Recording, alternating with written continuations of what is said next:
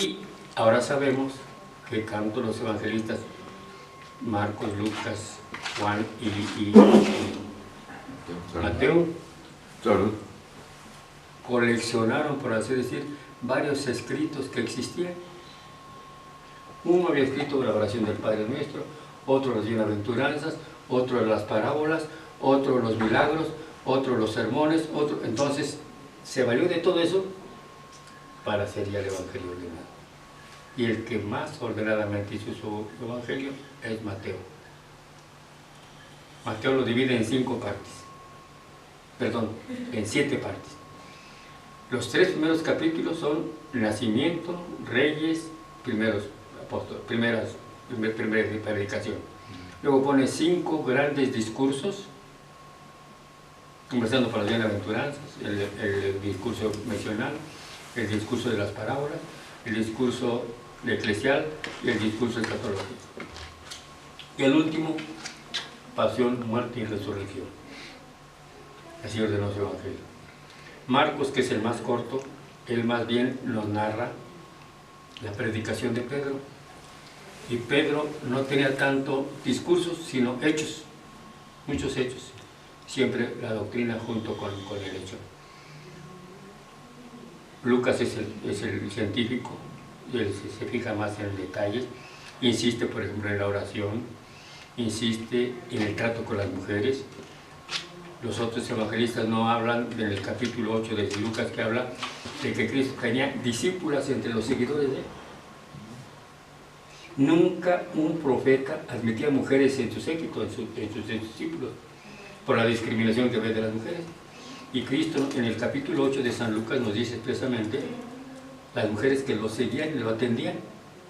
O sea que dentro del grupo de los que andaban, de los apóstoles, también había apóstoles mujeres, o sea, seguidoras de Cristo. A ver qué dice el capítulo 8 al principio. Sí. Y sucedió a continuación que iba por ciudades y pueblos proclamando y anunciando la buena nueva del reino de Dios.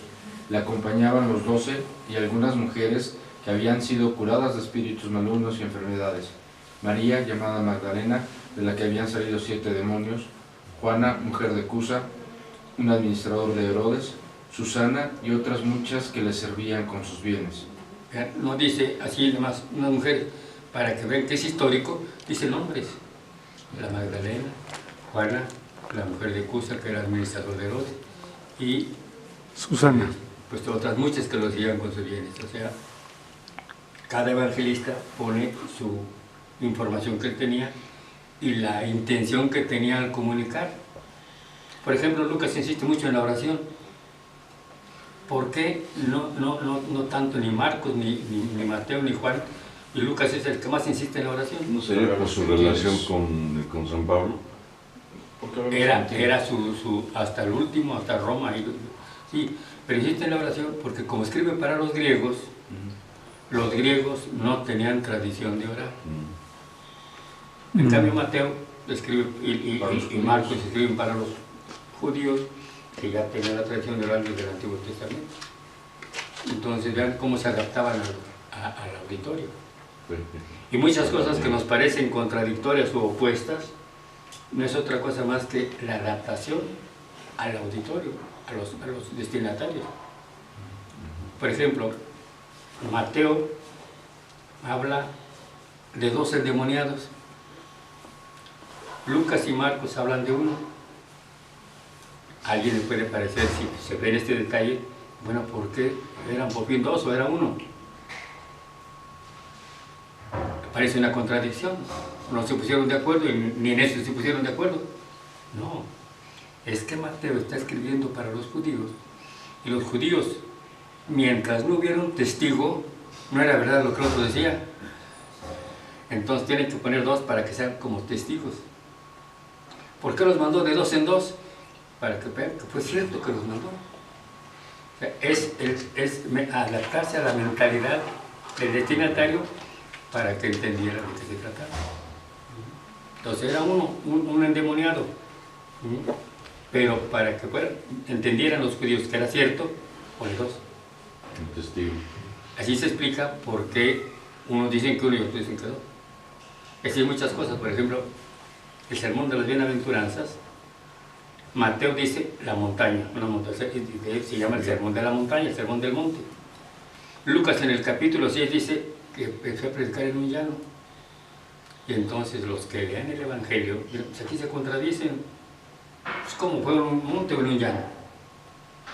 En primer lugar, la palabra griega que significa monte también significa lugar llano.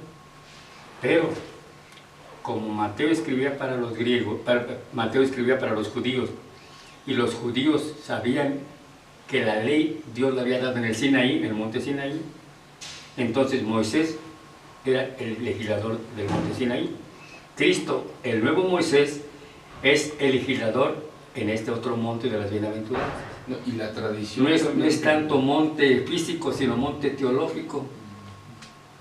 La tradición también del Oreb, del Sinaí, de todos que subían y era donde era el lugar santo. El lugar santo más el lugar santo. Exactamente. Entonces por eso pone, y Lucas pone el llano, porque Lucas, como escribe para los griegos el llano era el símbolo de la universalidad.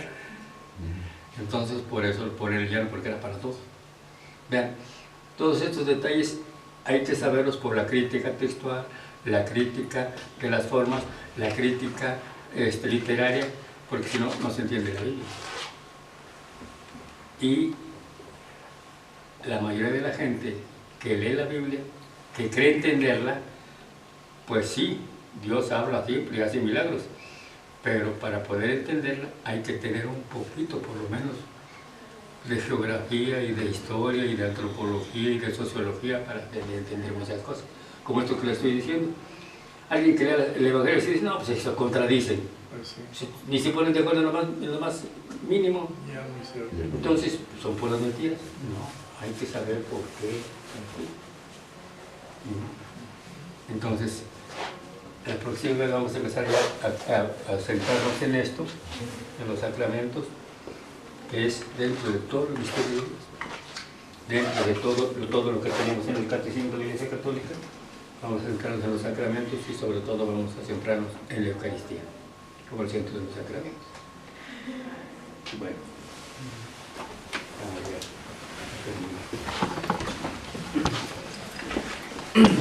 antes de Cerrar los ojos, buenos labios y el corazón. Al final de la jornada, buenas noches, Padre Dios. Gracias por todas las gracias que nos ha dado tu amor. Si muchas son nuestras deudas, infinito es tu perdón. Mañana recibiremos en tu presencia mejor. A la sombra de tus alas, Padre nuestro, abríganos. Quédate con nosotros y danos tu bendición. Antes de cerrar los ojos, los labios y el corazón, al final de la jornada, buenas noches, Padre Dios. Gloria al Padre Omnipotente, gloria al Hijo Redentor, gloria al Espíritu Santo, tres personas, uno Dios. Amén. En nombre del Padre, del Hijo y del Espíritu Santo. Amén. Una lección más. Pues ya, pásenme por favor a la mesa, voy a... Ya que esté listo.